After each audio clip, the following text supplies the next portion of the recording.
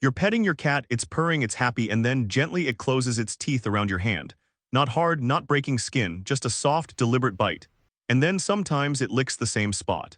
And you smile and call it what everyone calls it, a love bite, a little kiss with teeth. Your cat's adorable way of saying it loves you, except that's usually not what it means. Love bite is a comfortable story we tell ourselves, and it papers over the fact that your cat just said something to you, something specific, and most of the time it isn't "I love you." Sometimes it's the exact opposite. Sometimes it's a warning you're about to ignore, right before the gentle bite becomes a real one.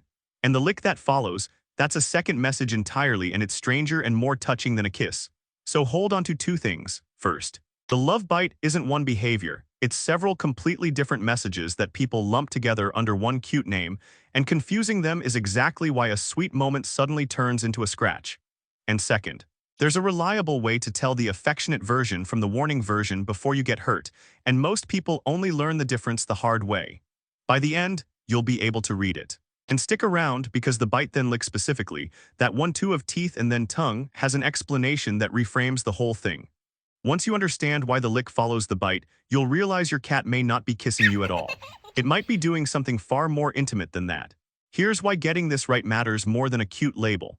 The love bite is one of the most romanticized cat behaviors there is, and that romance is dangerous because it trains people to ignore a signal that's often a clear request to stop. You feel the gentle nip, you go, "Aw, a love bite," and you keep petting. The cat asked you to stop, you misread it as affection, and you pushed past it, and now the next bite isn't gentle, and you're bleeding and confused, and the cat is labeled unpredictable. It cuts the other way too. Some of these bites genuinely are bonding behavior, and people who flinch and punish every nibble can accidentally reject one of the most affectionate things a cat does. So the cost of not knowing which is real in both directions. You either get hurt by missing a warning, or you damage the bond by rejecting a gift.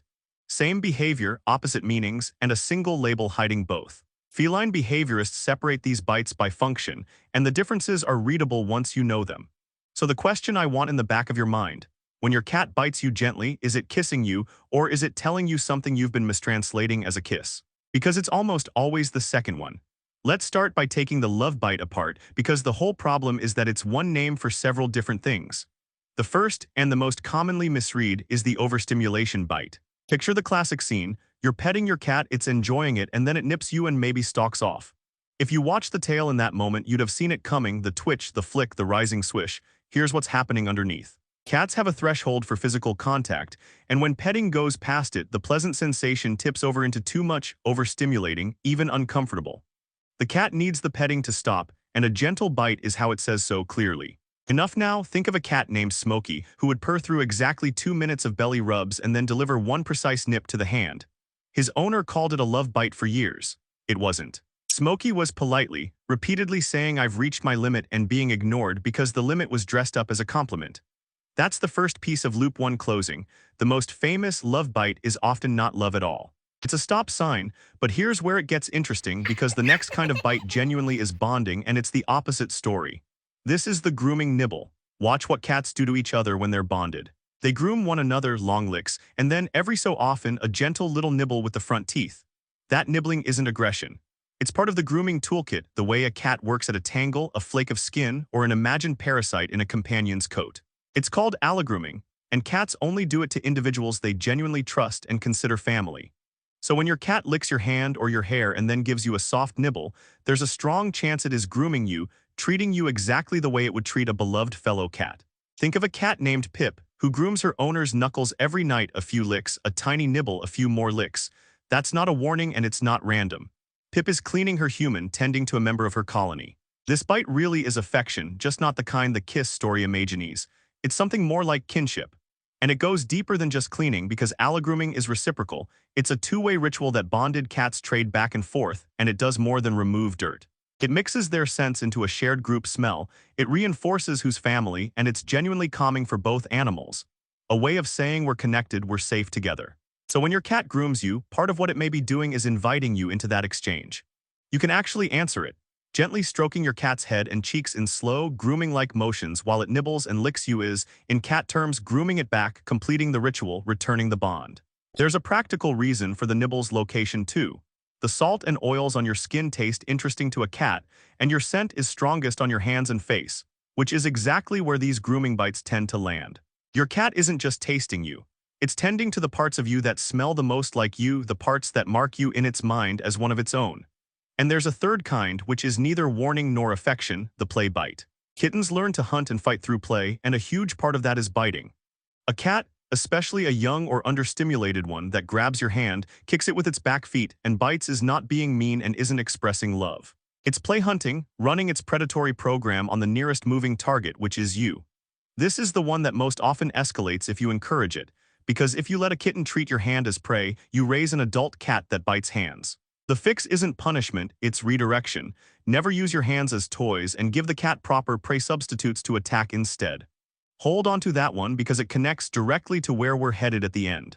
And there's a fourth that's worth naming, because it's so common people don't even register it as its own thing, the attention nip. This is the cat that gives you a quick, pointed little bite on the ankle or the hand and then looks at you or trots toward the food bowl or the door. It's not a warning, not grooming, not play, it's a demand. The cat has learned that a small bite gets a big reaction, and it's using teeth the way it might use a meow to make you do something. Think of a cat named Nala, who delivers one sharp nip to her owner's leg every morning at feeding time and then marches to the kitchen, fully expecting to be followed. That's not affection and it's not aggression. It's communication with an agenda. Your cat has discovered that teeth are an effective way to manage its rather slow human staff. So now you've got 4 bites wearing one name: the warning, the grooming, the hunt, and the demand. Which brings us to the question that actually keeps you safe, loop 2. How do you know which bite you're getting? You read the context and the body, and it's genuinely reliable once you do. 3 questions answer almost every case. First, what was happening right before? If you were petting especially a sensitive spot like the belly or the base of the tail, especially for a while, and the bite came after, that's overstimulation. The stop sign: if the cat was licking you calm and rhythmic and the nibble came woven into that, that's grooming. If your hand was moving, wiggling, playing, and the cat pounced and grabbed it, that's the play bite. Second, what's the rest of the body doing? This is where everything from the tail video pays off. A grooming nibble comes with a relaxed content body, soft eyes, maybe a purr, a still or gently moving tail. A warning bite comes with the opposite, a twitching or lashing tail, skin rippling along the back, ears rotating back or flattening, a pause in the purr. The body tells you which message the teeth are carrying. And third, how hard? Cats have exquisite control over their bite. It's called bite inhibition. A grooming nibble or a gentle communicative bite is deliberately soft, teeth barely closing. A bite with real pressure behind it is a serious message, fear, pain, or a warning you've already blown past. And that control isn't automatic, it's learned, which explains a lot about the cats that don't have it. Kittens develop bite inhibition by playing and roughhousing with their littermates and mother.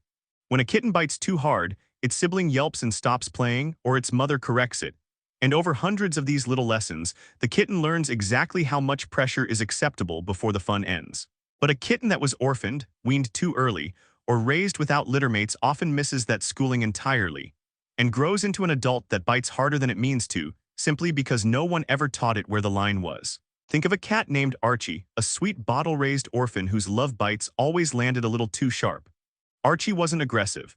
He just never had a sibling to teach him the difference, so his owner had to do it gently in adulthood, going still and ending the interaction every time the pressure crossed the line, the way a littermate would have. If your cat bites harder than seems kind, it may not be mean. It may just have missed school. Read those 3 things: what came before, what the body says, and how much pressure, and you'll almost never be surprised by a bite again. That's loop 2 closed. We're almost at the strangest part, the lick after the bite. But first, the reveal that ties it all together. Here's the truth underneath all of it. There is no single love bite. There's a cat communicating, the way it always is, saying stop, or saying you're family and I'm tending to you, or saying let's hunt. And we've been flattening all 3 into one greeting card phrase that often gets the meaning exactly backwards. Your cat was never giving you a vague little kiss. It was speaking in a language with several different words that happen to share the same shape. The love bite was always a translation error. And that finally explains the strangest part, the lick that follows the bite.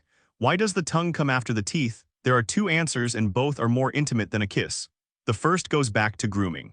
In the natural grooming sequence, nibbling and licking are partners. The cat nibbles to work at a spot and licks to smooth it over, back and forth, nibble and lick, nibble and lick. So a bite then lick is very often just the grooming program running its normal rhythm on you. Your cat isn't kissing you.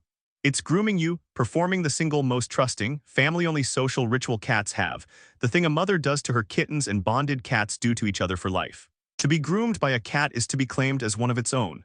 The nibble and the lick together aren't a love bite. They're your cat saying in the deepest vocabulary it has, you are mine, you are kin, let me take care of you. The second answer is for the overstimulation case, when the bite was a warning. Sometimes, after that nip, the cat immediately licks the spot, and it can function as an appeasement, a little reconnection. I needed you to stop, but we're okay, I'm not angry. The lick softens the message, the way you might touch someone's arm after telling them something hard. Either way, whether it's grooming or repair, the lick is not an afterthought. It's the cat managing the relationship, tending to the bond, making sure that even a no doesn't become a rupture. That's loop one closed all the way. The bite is communication and the lick is care. So here's where we land. We started with the sweetest little myth, the love bite, the kiss with teeth, and found something better hiding underneath it.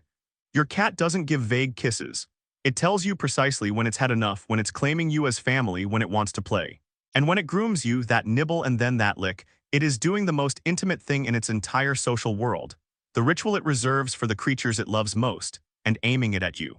If you think back across everything, the scent that marks you as family, the gift that feeds you, the purr it shares, the tale it tells the truth with, this is the same animal once more, including you in its inner life the only ways it knows how. The love bite undersold it. What's actually happening is that your cat has decided you are one of its own, and it's grooming you, warning you, playing with you, talking to you the way it would another cat. It's not a love bite. It's something more honest and more intimate than that, and it's just written in a language we were never taught to read until now. So let's account for everything. The love bite isn't one thing, it's several different messages, the overstimulation stop sign, the grooming nibble, the play bite, and the attention demand nip, that we flatten into one cute name, which is why a sweet moment can flip to a scratch closed. The way to tell them apart, what came before, what the body and tail are saying, and how hard the bite is closed. And the strangest one, the lick after the bite, explained as grooming you like family or softening a warning to protect the bond, closed. But that play bite, the one where your cat treats your moving hand as prey, has a much bigger, more dramatic cousin. The ambush. The launch from under the bed, the grab around your ankle, the attack that comes out of nowhere when you walk past. It looks like your cat turning on you and it scares people. It shouldn't. It's the same hunter, the same instinct, finally locking onto the moving target it loves most, and there's a reason it picks you. That's the next one. I'll meet you there. I'll meet you there.